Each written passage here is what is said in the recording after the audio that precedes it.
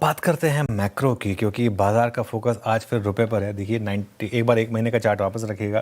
जैसे हम शुरू में एक्सप्लेन कर रहे थे आपको, 95 से वो आरबीआई के इंटरवेंशन के बाद 92.41 तक गए हम। 3 रुपए की ऑलमोस्ट रिकवरी थी, जिसमें से अब 2 रुपए स्वाहा हो चुका है। क्या ये पूरा का पूरा क्रूड का इम्पैक्ट है या कुछ और है, ये समझते हैं लता मैम से। लता मैम, गुड आफ्टरनून।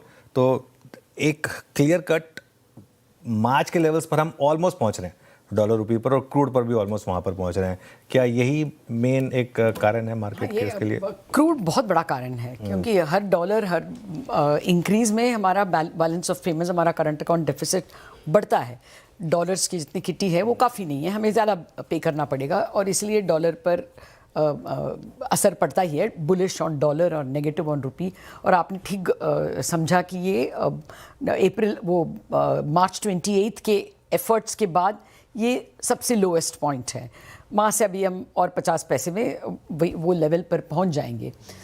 अभी स्पेक्यूलेशन एकमात्र कारण था कि और लेकिन ओनली रीज़न नहीं था कि रुपी प्रेशर में था, फंडामेंटली प्रेशर में है बिकॉज ऑफ क्रूड।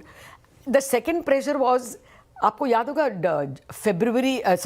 फ्राइडे को एफपीआई सेल नंबर था 8,828। वो कितना है? $1 बिलियन हो गया ना, if you divided by 90 almost.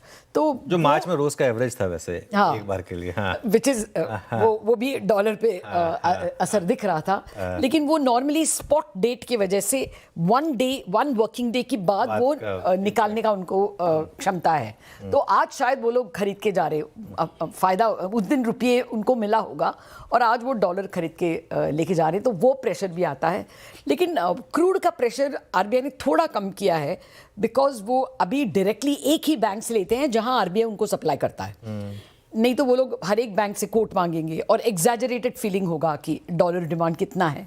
अब वो थोड़ा बहुत स्ट्रीमलाइन हो गया है, तो आरबीआई के सभी ट्रिक्स खत्म हो रहे हैं। एक तो बैंक्स के शॉर्ट स्पेक्युलेटिव पोजीशंस को कम किए, फिर ऑयल के डिमांड को जरा स्ट्रीमलाइन किया।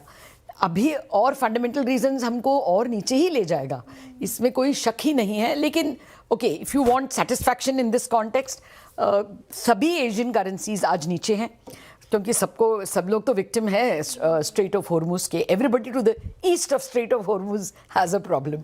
तो सबके करेंसीज वीक हैं, और हम मिडिल में हैं। हमसे वीक है थाई बात एंड फिलिपिनो पेसो, और हमसे जरा स्ट्रांग है KOSPI, Korean won, Taiwanese dollar. तो हम लोग बीच में हैं। We are not the worst performers, at least we are as affected as everyone else in Asia.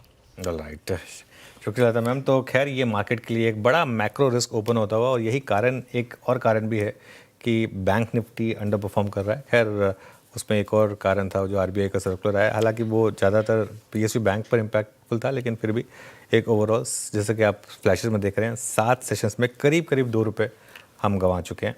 ये एक इम्पैक्ट है।